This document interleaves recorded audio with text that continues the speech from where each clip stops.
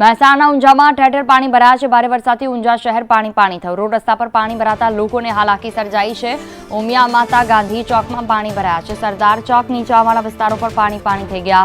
ઊંઝાના વાતાવરણમાં પલટો આવ્યો। ઊંઝામાં વરસાદની શરૂઆત। ઊંઝા શહેરમાં વાદળછાયા વાતાવરણમાં વરસાદની શરૂઆત થઈ છે। ઊંઝા શહેરમાં સવારથી વરસાદી માહોલ છે। સરદાર ચોકમાં પણ જલભરાવની સ્થિતિ જોવા મળી છે। ઊંઝાના ઉમિયા માતા ગાંધી ચોક સરદાર ચોક સહિતના નીચાણવાળા વિસ્તારોમાં પાણી ભરાયા છે।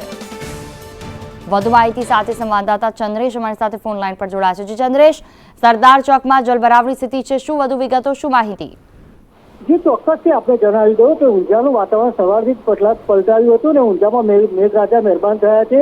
ઊંઝાના વિવિધ રાજમાર્ગો સહિત સરદાર ચોક, ઉમિયા માતા ચોક સહિતના વિસ્તારોમાં પાણીનો ગરકાવ થયા છે, જેના કારણે વાહન ચાલકો મુશ્કેલીનો સામનો કરી રહ્યા છે।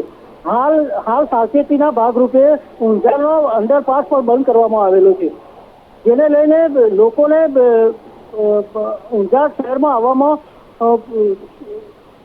તકલીફનો સામનો કરી રહેવો પડે છે।